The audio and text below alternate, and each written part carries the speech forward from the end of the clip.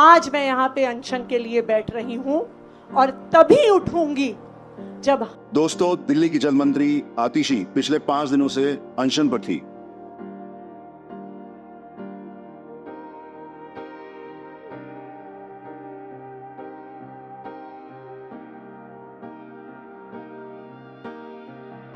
आज 25 जून सुबह जब उनका शुगर लेवल 40 से भी नीचे पहुंच गया, तब एलएनजेपी के डॉक्टर्स की सलाह पर उनको अस्पताल में एडमिट किया गया।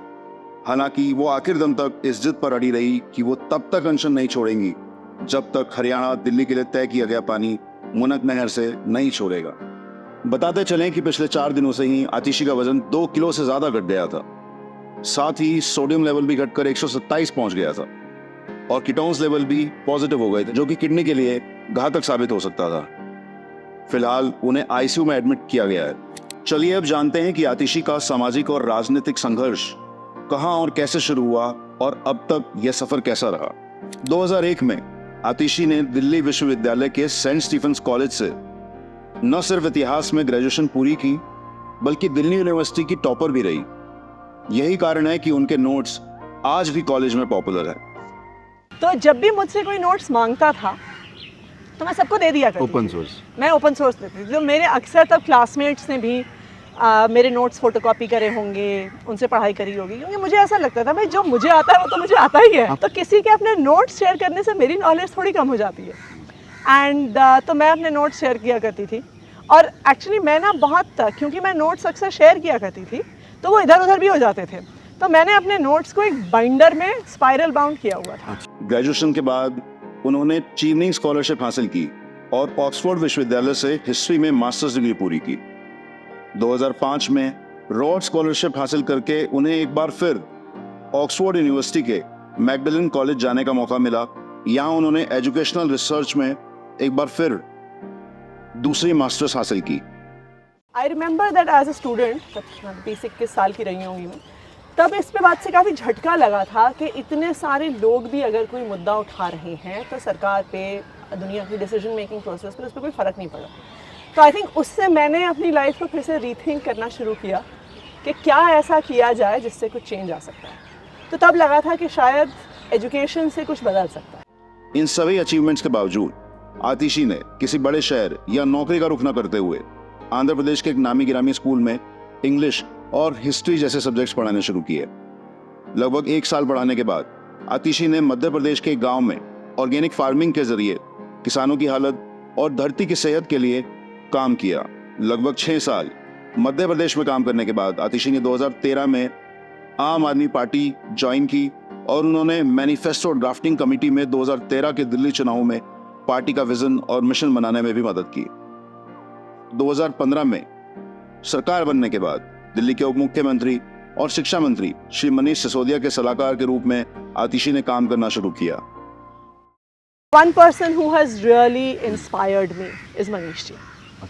एंड लाइफ में ये बहुत रेयर होता है। मैं देखती हूँ कि अक्सर होता क्या है कि जब आप किसी को थोड़ा कम जानते हो तो आप उनको बहुत एडमायर करते हो। जैसे जैसे आप ज़्यादा जानने लगते हो ना, आपका एडमिरेशन थोड़ा कम होता है, कमियां दिखने लगती हैं उसकी। हाँ, कमियां दिखने लगती हैं। लेकिन मैं देखूं तो मनीष जी के साथ पिछले 6 साल से मैं काम कर रही हूँ। It is exactly the reverse.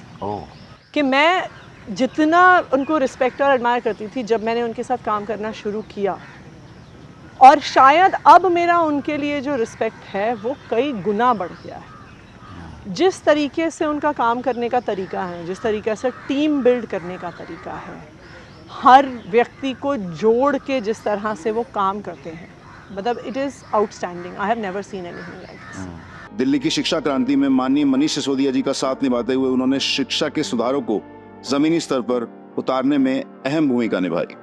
2019 के आम चुनाव में पूर्वी दिल्ली की लोकसभा सीट से उन्होंने पहली बार चुनावी राजनीति में भाग लिया। हालांकि उन्हें जीत नहीं मिली। जब मैंने लोकसभा का इलेक्शन लड़ा था, इनफैक्ट मुझे इलेक्शन लड़वाने के लिए भी मुझे सबसे पहले कहा और समझाया और कन्विंस मनीष जी ने किया। अच्छा। और जब मैंने इलेक्शन लड़ा भी तो मनीष जी ने अक्सर स्टेज से खड़े होकर कहा कि जो आप स्कूलों में काम देख रहे हैं वो सारा काम आतिशी ने किया। अरे वाह। मगर सकारात्मक और काम की राजनीति के बूते उन्होंने 2020 में कालकाजी विधानसभा से जीत हासिल की और फिर 2023 में अपने राजनीतिक मेंटर दिल्ली के उप मुख्यमंत्री की गैर हाजिरी में उनकी जिम्मेदारियों को निभाने की दिशा में प्रयासरत हो गई। राजनीतिक समस्याओं से जूझती आम आदमी पार्टी को जब उनकी सबसे ज्यादा जरूरत थी, तभी उन्होंने पार्टी के दूसरे लीडर्स के साथ कंधे से कंधा मिलाकर चलते हुए दिल्ली के मुख्यमंत्री अरविंद केजरीवाल और दिल्ली के आम लोगों की उम्मीदों को जिंदा रखा। चाहे प्रशासनिक कुशलता हो या राजनीतिक सूझबूझ, उन्होंने उस मुश्किल परिस्थिति में आम आदमी पार्टी की आवाज को बेबाकी और स्पष्टता के साथ जनता के सामने रखा। इफ यू सी, अगर आप आम आदमी की पॉलिटिक्स देखो, आप अरविंद जी की पॉलिटिक्स देखो, तो वो एक फियरलेसनेस से ड्रिवन रहती है और वही फियरलेसनेस उनकी देखा देखी मुझे नहीं लगता कि हम इतने फियरलेस थे शायद। आज जब दिल्ली में जल संकट आ खड़ा हुआ है और हर संभव कोशिशों के बावजूद जब हरियाणा की भाजपा सरकार दिल्ली को उसके हक और जरूरत का पानी तक देने को तैयार नहीं हुआ, तब आखिर उन्हें गांधी जी के सत्याग्रह का रास्ता चुनना पड़ा। हरियाणा सरकार दिल्ली वालों को अपने हक का पानी नहीं देगी, जब तक हथनी कुंड बराज के गेट नहीं खोलेगी, तब तक ये अनिश्चितकालीन अनशन जारी रहेगा। दोस्तों, दिल्ली और हरियाणा सरकार में सन 1994 में एक समझौता हुआ था, जिसके तहत दिल्ली को हरियाणा से हर दिन 613 एमजीडी पानी मिलता रहा है। लेकिन यहाँ एक और अहम सवाल है, और वो ये कि 30 सालों में जहां दिल्ली की जनसंख्या लगभग 3 गुना पहुंच गई, वहां उसको मिलने वाले पानी में हरियाणा बढ़ोतरी करने की जगह कटौती करने लगा है। इसलिए खुद जल मंत्री ने यह निश्चय किया है कि दिल्ली को जब तक उसके हिस्से का पानी नहीं मिलेगा, तब तक वो इस लड़ाई को लड़ती रहेंगी। दोस्तों, अगर आप दिल्ली से हैं तो कम से कम पानी का प्रयोग करिए, ताकि हमारे आसपास में जहां पानी की समस्या है वहां भी पानी पहुंच सके। और अगर आप हरियाणा से हैं तो सोशल मीडिया या जिस किसी तरीके से भी आप अपनी आवाज हरियाणा सरकार के कानों तक पहुंचा सकते हैं, पहुंचाएं। और विनम्र निवेदन करें कि पानी जैसे ईश्वर के बनाए तत्व को राजनीतिक लड़ाई न बनाएं और दिल्ली को अपना पड़ोसी मानते हुए इस अहंकार को छोड़कर मानव धर्म निभाएं। और अगर आप दिल्ली के संघर्ष में उसके साथ हैं तो दिल्ली और हरियाणा के हर शख्स को यह वीडियो भेजकर बताएं, ताकि वो भी मानसिक रूप से दिल्ली की इस मांग का समर्थन कर सके। पहले की तरह ही हमारे और आपके घर के नलों में वापस पानी आने लगे। जय हिंद।